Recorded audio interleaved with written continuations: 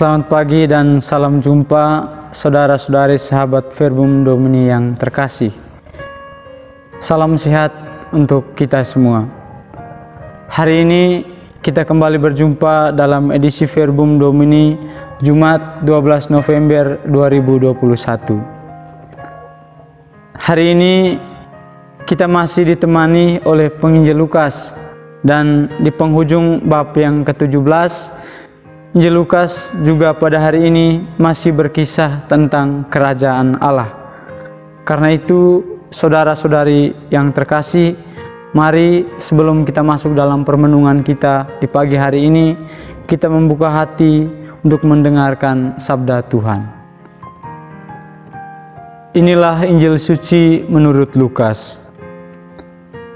Pada suatu ketika, Yesus bersabda kepada murid-muridnya, "Sebagaimana halnya pada zaman Nuh, demikian pula kelak pada hari Anak Manusia. Pada zaman Nuh itu, orang-orang makan dan minum, kawin dan dikawinkan, sampai pada hari Nuh masuk ke dalam bahtera. Lalu datanglah air bah dan membinasakan mereka semua. Demikian pula yang terjadi pada zaman Lot. Mereka makan dan minum, membeli dan menjual, menanam dan membangun, sampai pada hari Lot keluar dari Sodom. Lalu turunlah hujan api dan belerang dari langit dan membinasakan mereka semua. Demikianlah halnya kelak pada hari Anak Manusia menyatakan diri. Pada hari itu, barang siapa sedang ada di peranginan di atas rumah, janganlah ia turun untuk mengambil barang-barang di dalam rumah. Demikian pula yang sedang berada di ladang, janganlah ia pulang. Ingatlah akan istri Lot. Barang siapa berusaha memelihara nyawanya, ia akan kehilangan nyawanya. Dan barang siapa kehilangan nyawanya, ia akan menyelamatkannya. Aku berkata kepadamu, pada malam itu, kalau ada dua orang di atas ranjang, yang satu akan dibawa dan yang lain akan ditinggalkan. Kalau ada dua orang wanita yang sedang bersama-sama menghilang, yang seorang akan dibawa dan yang lain akan ditinggalkan." Para murid lalu bertanya, "Di mana Tuhan?" Yesus menjawab, "Di mana ada mayat, di situ berkerumun burung nasar." Demikianlah sabda Tuhan. Terpujilah Kristus. Saudara-saudari sahabat Verbum Domini yang terkasih, Injil suci yang baru saja kita dengar berkisah kepada kita tentang kedatangan kerajaan Allah. Kedatangan kerajaan Allah dilukiskan dengan kalimat hari Anak Manusia.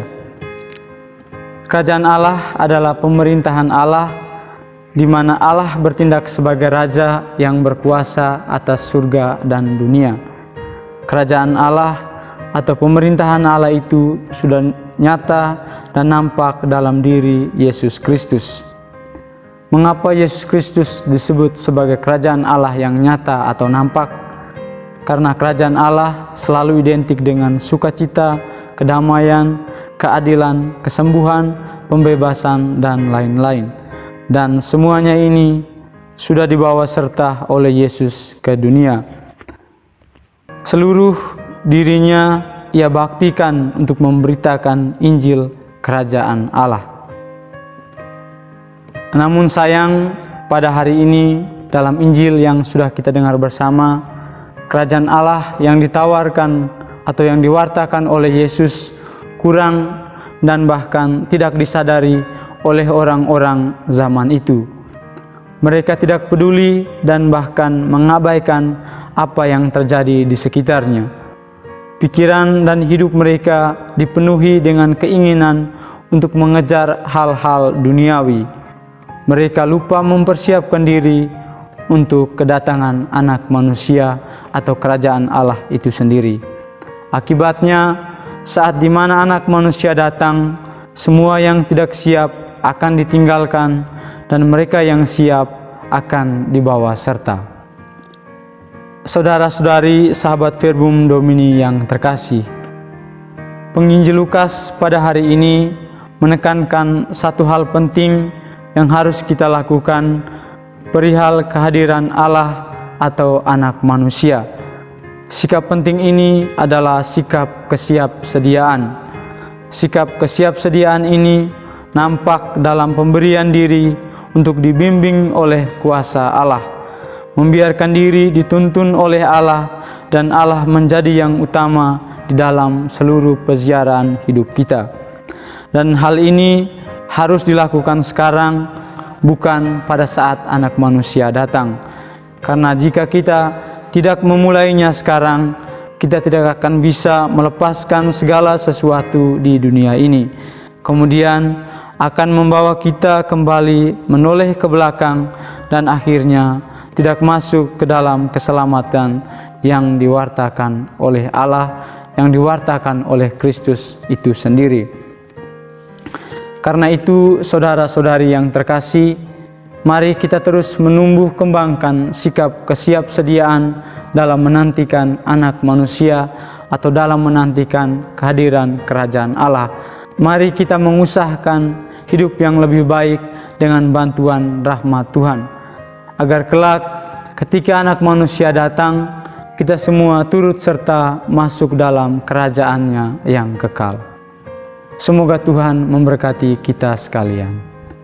Amin.